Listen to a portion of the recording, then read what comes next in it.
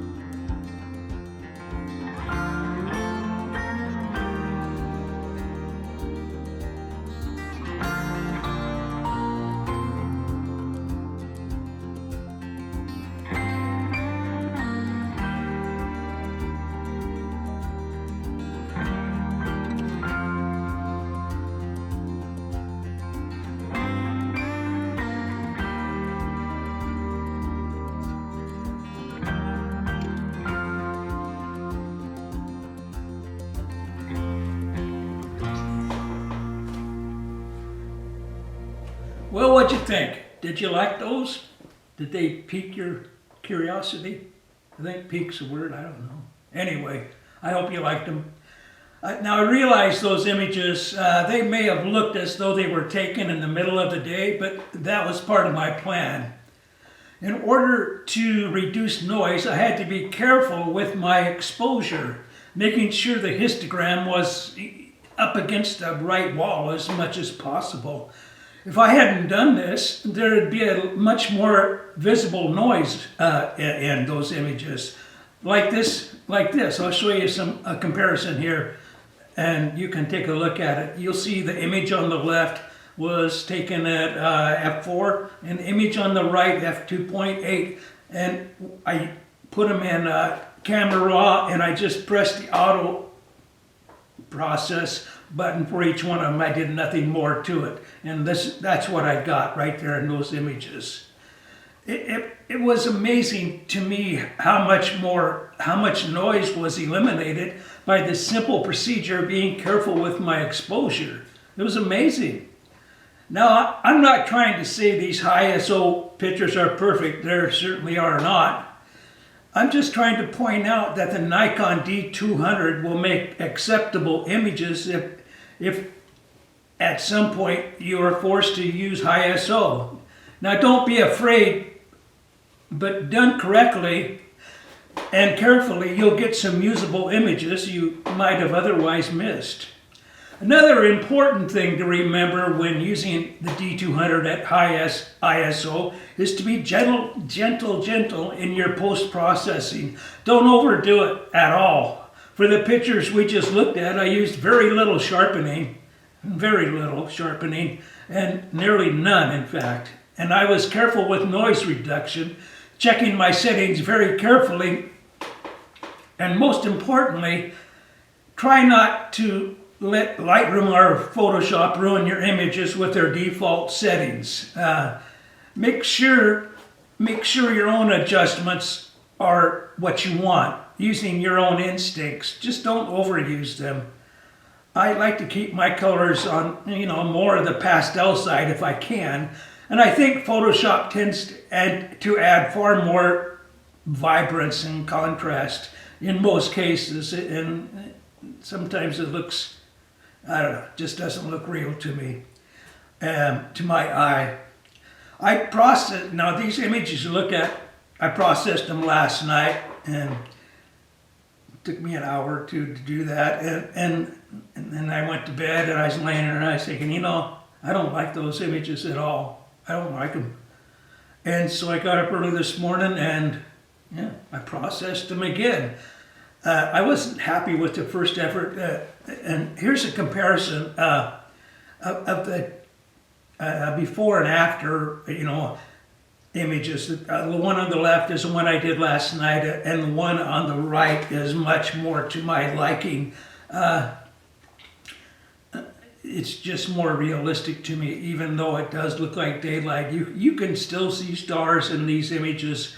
But I kind of like the way they turned out under moonlight. The moon was pretty bright that night, but it was cold out there, so I didn't stay out. And then my batteries only lasted about a third of what they usually last, in normal weather, not ice cold below freezing weather.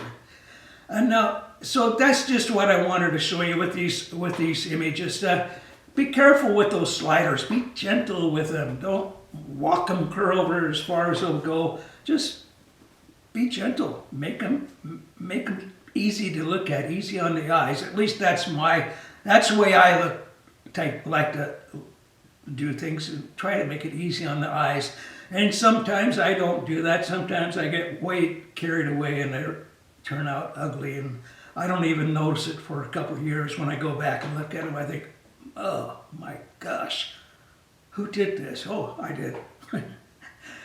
Anyway, so it's pretty encouraging to look at when you see what you can do, with the D200 at high ISO.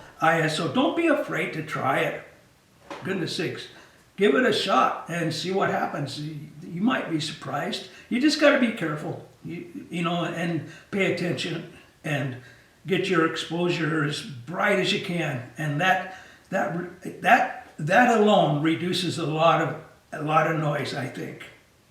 So as usual, I printed out one of my images here from the slideshow, and so let's take a look at it. It's a 12 by 18 on 13 by 19 Epson cold press natural, and Epson cold press natural. Well, you probably all know it, or some of you do anyway. But that's my favorite paper to use on the Epson SureColor P800 printer that I have. So here's the image. So let's take a look at it. This one was taken more towards 4 o'clock in the morning. It was starting to get a little light in the sky. But I love that image. Look at that. It's even in the shadows. I don't know if you could see that or not. But there's not a whole lot of noise there, and the mountains are nice and white and clear, and I think there's a few stars up there too, and that blue sky. So yeah, that's one of the buildings at our cabin. Yeah, that's eventually going to be our bedroom, if we ever have enough money to finish it. So there you go. That's a good picture. I like it, and we're going to put that in my stack and keep that one too. That's a good reminder of our cabin. So that's all I have for today. And I hope you guys enjoyed this little video. It was kind of challenging to do for me, and everything's a challenge for me though, but anyway. So you guys take it easy and be safe, please be safe. And if you like this, give me a like or comment. I love comments. I try to get to them as soon as I can. Sometimes I get distracted with other stuff, but I try to answer your comments and respond to them as quick as I can. Anyway, so yeah, that's it for today, and I will be seeing you again in a few days with another video. Take care now. Bye.